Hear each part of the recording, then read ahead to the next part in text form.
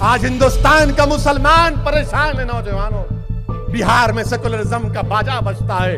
17% मुसलमान हैं तो 20% जेलों में हैं। महाराष्ट्र में 11% हैं तो 27% जेलों में। मगरबी बंगाल में 27% हमारी आबादी और 48% मुसलमान जेलों में। तुम क्यों नहीं वकील बनते? तुम क्यों नहीं जज बनते?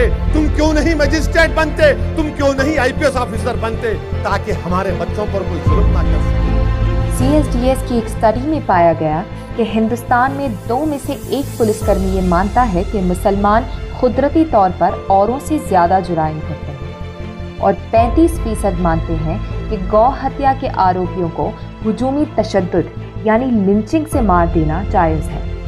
4 में से 3 को लगता है कि पुलिस वालों का क्रिमिनल्स पे तशद्दुद जायज़ है।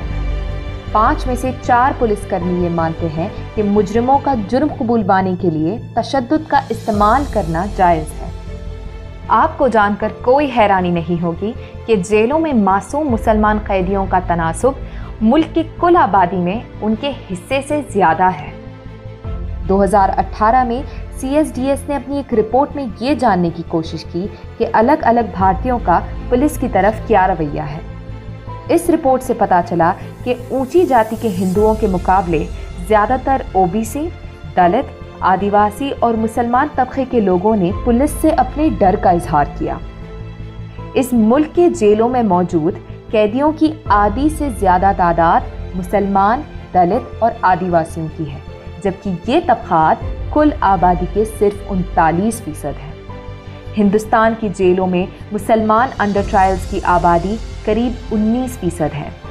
अंडर ट्रायल्स का मतलब है ऐसे कैदी जो जेल में ज़रूर हैं लेकिन कोर्ट ने उन्हें अभी तक कसूरवार नहीं बताया है। कानून की नज़र में हर इंसान तब तक बेकसूर है जब तक किसी अदालत ने उसे कसूरवार ना बताया हो। चलिए हम ये तो तवक्को कर ही सकते हैं कि हर बिरादरी के कसूरवार और अंडर ट्रायल कैदियों की आबादी का तनासुब बराबर होना चाहिए, क्योंकि अगर ऐसा नहीं है तो यकीनन ये पुलिस के ज़रिए उन बिरादरियों की तरफ भेदभावपूर्ण रवैये का सबूत है। लेकिन औरों के मुकाबले अंडर ट्रायल मुसलमान कैदियों की तादाद कसूरवार कैदियों से कई ज़्यादा है।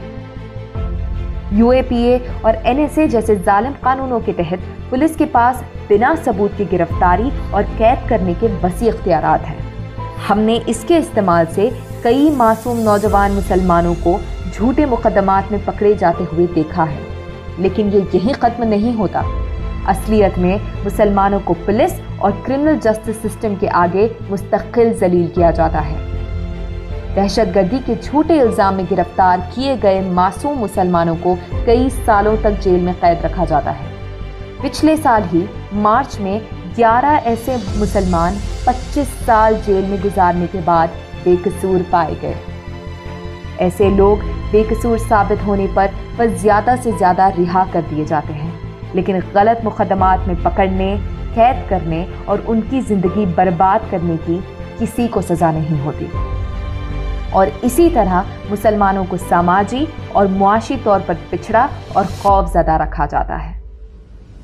पुलिस ने सालों साल अपनी कानूनी ताकत का गलत इस्तेमाल करके नौजवान मुसलमान लड़कों की ज़िंदगियां बर्बाद की हैं। इनके एनकाउंटर करके सरकारी इनामात व मेडल हासिल किए हैं, लेकिन अपनी ताकत के ऐसे नाजायज़ इस्तेमाल के लिए हर किस्म की जवाबदेही से बचे रहे।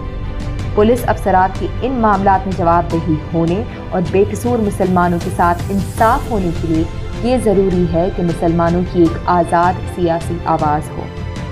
ऐसी आवाज़ के बिना कसूरवार अफसरों के ख़िलाफ़ कभी कार्रवाई नहीं होगी, बल्कि उन्हें इसके लिए प्रमोशन से नवाजा जाएगा। अगर आप चाहते हैं कि हमारे मोहल्लों में पुलिस स्टेशन से ज़्यादा स्कूल हों, अगर आप चाहते हैं कि हमारी तरफ पुलिस का रवैया बदले, अगर चाहते हैं कि हमारे बच्चों की ज़िंदगी सलाखों के पीछे बर्बाद ना हो, तो ज़रूरी है कि आप एक मजबूत सियासी आवाज़ बने।